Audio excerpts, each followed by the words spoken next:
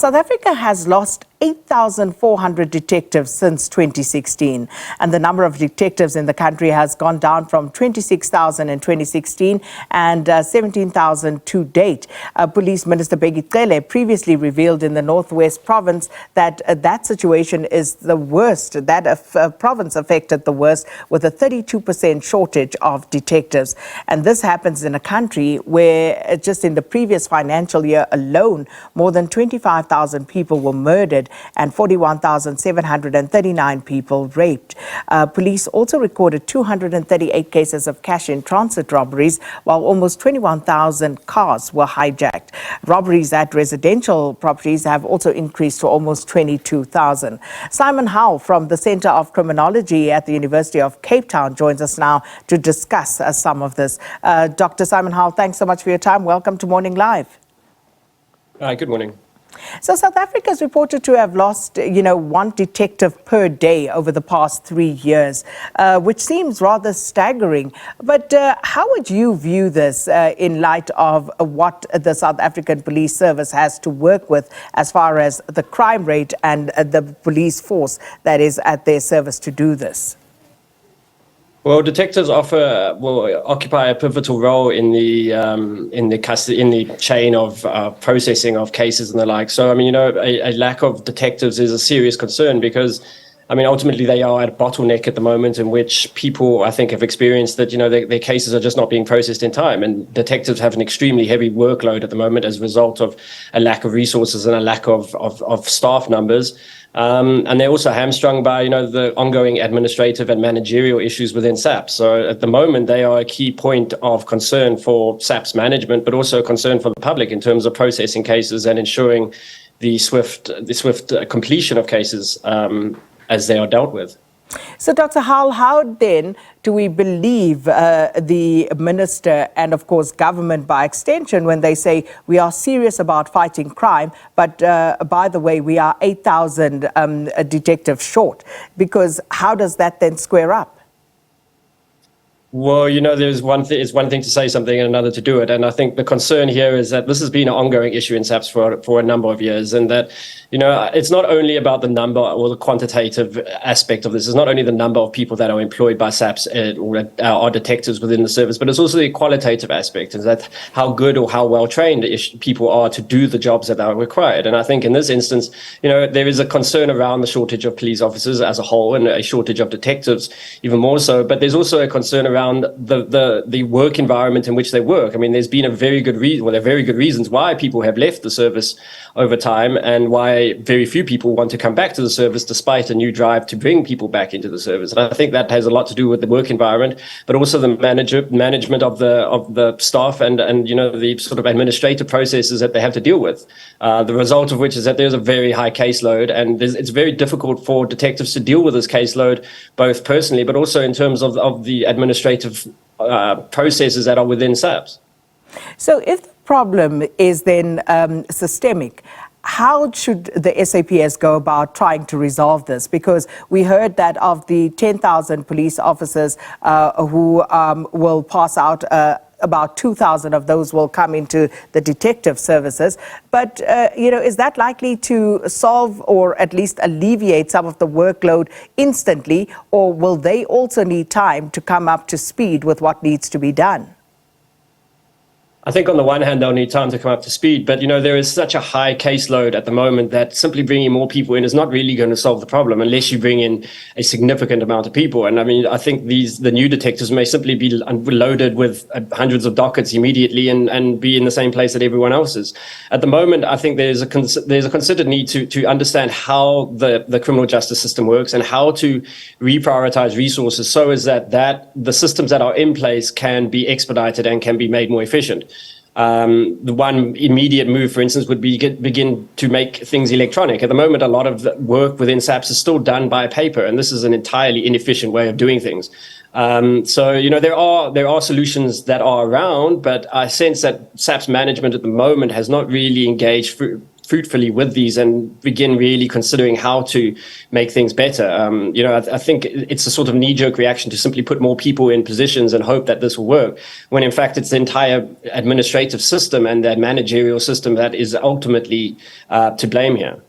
So speaking of, some of the newer solutions that are available, so we have issues like dockets going missing, for example. And if we look at some of the technological advancements that have been made that could offer solutions in this regard, like blockchain technology, as you say, you would imagine that given the extent of the problem, that SAP's management would be looking into some of these solutions. But do you think that they are sufficiently capacitated to actually know and move towards actually adopting these technologies in order to facilitate the processes?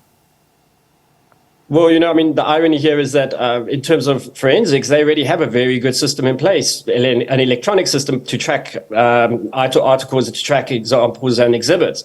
So, there isn't, they don't really need to look very far to find a good system that is already in place. It's simply a question of adapting that so as that it can be used by the detective services. The problem, of course, in South Africa is that it's not simply SAPS that plays a role in the criminal justice system, and there are multiple players along that entire chain. And until everyone adapts and everyone adopts a better or more efficient system, then it doesn't really matter if a single unit adopts these things, because then they have to reprocess everything back into paper or the like down the road. So I think what really needs to be done is a conversation needs to begin around the entire criminal justice system and how we both categorize and process crime, but also how we deal with and handle cases as they go through the process. And I think that really requires that a broader conversation is held with the criminal justice sector as a whole, so as that the whole system can be revamped and renewed, so as people can actually have service delivery in this instance. So speaking of the criminal justice system, and just looking and zooming in on the role of detectives, Dr. Howell, how important are they in ensuring that there is a high conviction rate? Because yes, there are other members in that value chain who need to do their jobs effectively as well, but how important are the detectives? Oh, well, they are instrumental. I think the biggest issue with processing of crime and cases in this country at the moment is that there's a bottleneck around detective services, and that there's, as we've mentioned, a lack of resources, but also a lack of effective administrative systems. And at the moment, this bottleneck is really undermining criminal justice and the delivery of criminal justice to people, because it doesn't matter how quickly a crime is dealt with. If you're looking for convictions, ultimately you need a detective to find the reasons for that. And that is where detectives play a significant role, and that is where the bottleneck is at the moment. So, it should be a significant priority for SAP's management, but yet doesn't seem to be one. It seems to be one, but not one that is continually dealt with at a managerial level. And it said that the detective services program, where SAPS had spent about 99.8, of its budget, only achieved 43% of its target. So talk to us about, the effectiveness of detectives in that current state, because is it good value for money, that sort of rate of return? Is that something that we should be concerned about, or is it about par for the course at this point?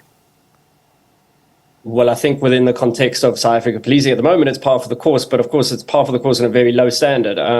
There is a bigger conversation that needs to be had around what we consider to be active or valid targets here. Simply in South Africa, we tend to view crime as a numeric phenomenon in which we deal with crime numerically, so as that, the higher the number of crimes that are dealt with, the better the thing. But it's not actually in any way valid, because, there's no qualitative concern here. There's no understanding of what a solved crime should be like. And in SAPS, arrests are everything, and convictions are not really considered to be that big a thing. And for that reason, there tends to be a focus, or at least a weight is placed on dealing with crime at its sort of at face value, rather than dealing with the underlying or the instrumental concerns around crime. So, I don't think we're getting good return on value for money here, but equally, within SAPS people are working very hard. It's just that they are undermined by ongoing leadership concerns and ongoing managerial concerns, which ultimately need to be dealt with by the minister himself. And this is what in part leads to the trust deficit with the public at large, because as you say, we see people being arrested, but then there are so many questions to be asked. So we have a shortage of detectives. we arrest people, but we're not necessarily building facilities where these people are going to be housed after they are convicted, hopefully at the end of that process. So we don't have sufficient facilities to house inmates. We don't seem to have, a high enough conviction rate. I think the NPA has their own issues as well with regards to resources and capacity. So how do you then convince the public that we are actually serious about making sure that people who are arrested ultimately will go through the process and the chain, and hopefully, more often than not, there will be a conviction if they are guilty? Well, I think, the concern here is ultimately that we focus on arrests. And arrests don't necessarily solve crime. Arrests are one step in a long process that has to ultimately end up with convictions if the person is guilty. And it's that process that falls apart often, both at the stage of detectives, but also at the stage of moving it into the criminal justice system more broadly. And this is where dockets get lost and people ultimately, sense that they are not being given justice. And to reestablish that relationship, the police need to the police are a pivotal role in that system, and they need to ultimately play that role. But we also need to begin focusing more on the criminal justice system as a whole, and focusing on why convictions are not being obtained. But also, from a policing perspective, they need to begin dealing with communities and facing communities more instructively, and beginning rebuilding trust with communities. And that means ultimately interfacing in a useful manner, in a manner that is supportive of communities. At the moment, it seems that many communities feel the police and policing presence is a negative thing. And that, as you mentioned, sort of points to a detriment or a lack of trust between the police and the communities. So until they begin rebuilding those relationships with communities, ultimately, all of this is going to be a difficult journey. Dr. Howell, if we look at Gauteng, we saw the appointment and deployment of 6,000 crime prevention wardens across the province.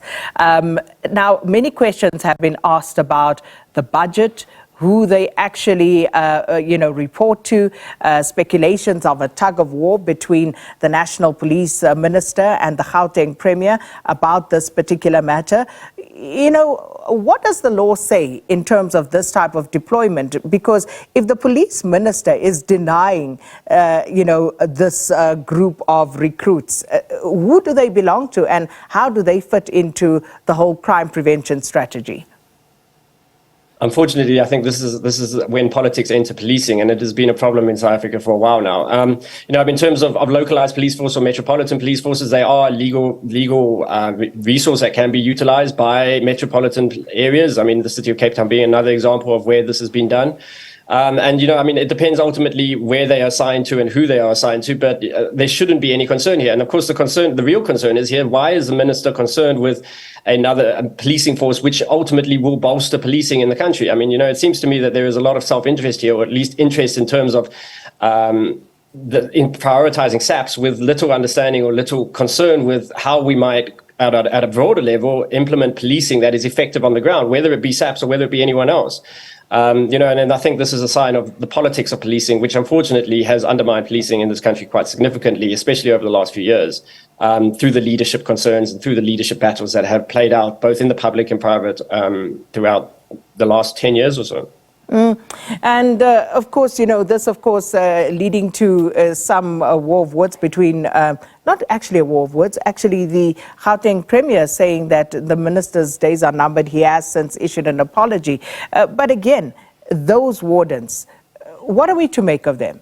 If the police minister is saying, I'm not recognizing them, what authority do they have in terms of crime prevention? Because we see the cars moving around, we see them around us, but where do they actually fall in that organogram? Are you any clearer than we are, Dr. Howell? They should at least fall under the city of Johannesburg's legislative ability to have their own police force. But of course, in this point in time, I'm not really sure where they are situated either. And I think, that is a concern, is that, we can't simply just create police forces that have no place, but equally there should be a place for them because they're desperately needed. So at this point in time, it seems that there is, again, politics at play. And ultimately, if there is a utility for a larger police force, then that should be taken on board and there should be accommodation for them somehow.